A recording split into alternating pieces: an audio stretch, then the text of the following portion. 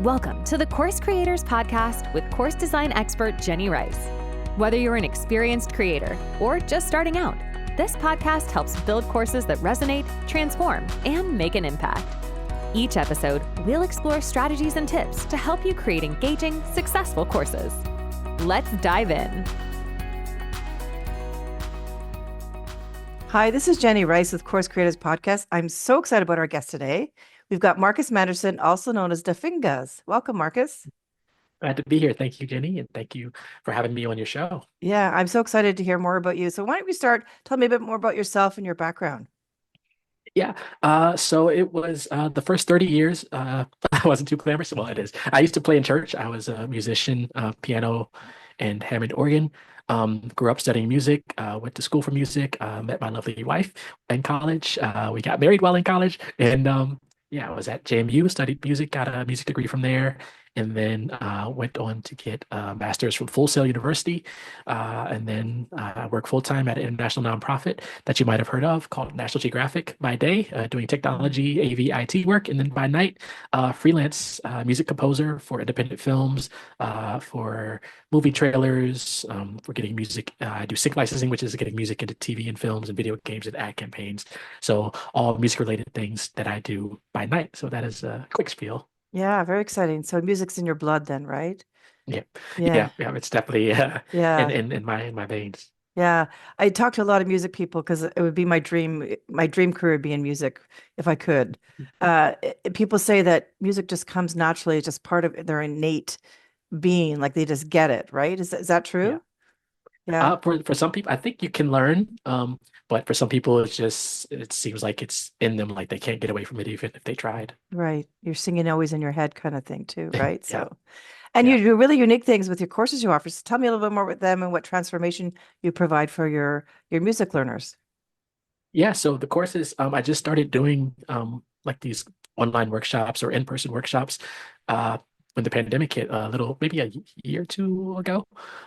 And the way I set it up is I offer different levels where people can access the course or the workshop. So it's typically a workshop where I'm focusing on creating a certain style of music. It could be like how to make epic cinematic music or epic hip hop music, or how to make, music for like a Disney style. And those workshops are usually 2, 3-ish hours. And I offer the lowest cost to access sort of the workshop is to join it live on Zoom. And I'll probably raise prices this year, but it was $50 last year and to join the live.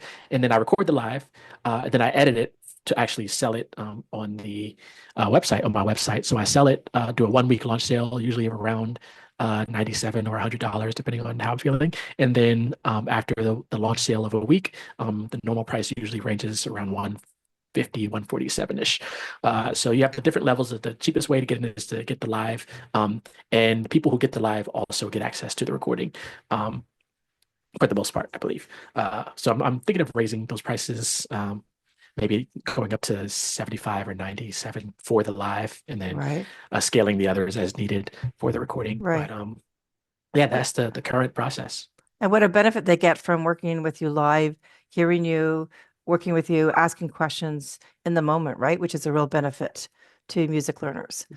And so, Yeah, like you can't get that from the recording and things like that. So yeah. yeah. And tell me more about, you said you do different genres, or how do you decide on what you're going to be teaching that particular time?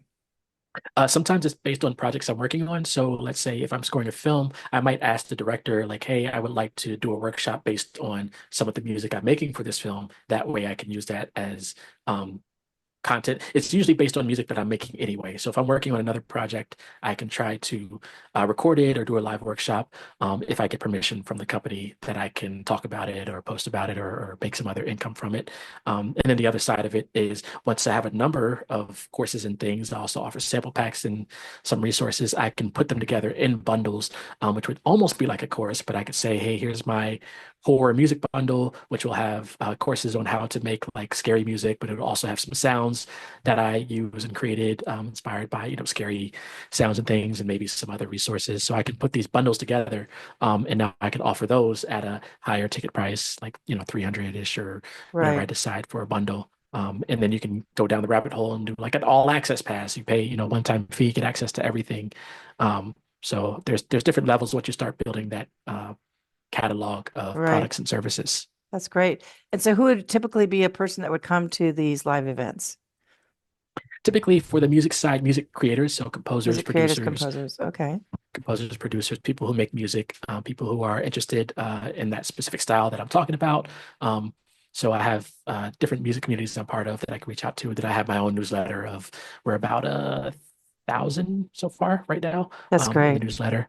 So and then I have a Facebook group that's over 3,000 in that group. So I have Right. different communities that I run, and then also communities that I'm part of. And then I post on, if I'm releasing a course or dropping a course, I post, on social media about it and get word out. Yeah. And I love that you have a variety of different approaches too, like you said, scary music or, music backgrounds for a movie Mhm. or things like that too. So people can learn different approaches, right? Because I would imagine you'd want to be a varied background unless you do like I guess movie hit songs or something like that. There's different Yeah. styles of composing that people could work into, right? So Yep, and there's also related areas. So I'm thinking of doing one on how I use AI sort of in the music space. hmm Either if it's helping me to, on the tech side, creating descriptions of songs I'm working on, or on the artwork side, getting artwork for the music I'm working on. But how AI plays a part. So that could be a whole nother workshop there. And I've seen and been to some that focus on AI as it relates to music.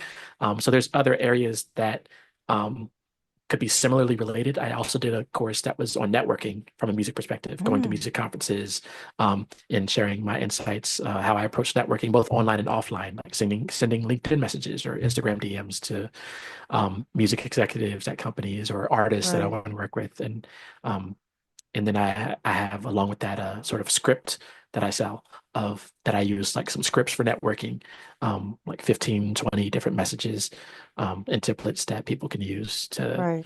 send messages out to artists or executives when they're trying to make those connections. That's great because those even more beyond the composing part, it's like, how do I do the business part? How do I connect with people that I need to in that industry to help move along Mhm. my goals, right?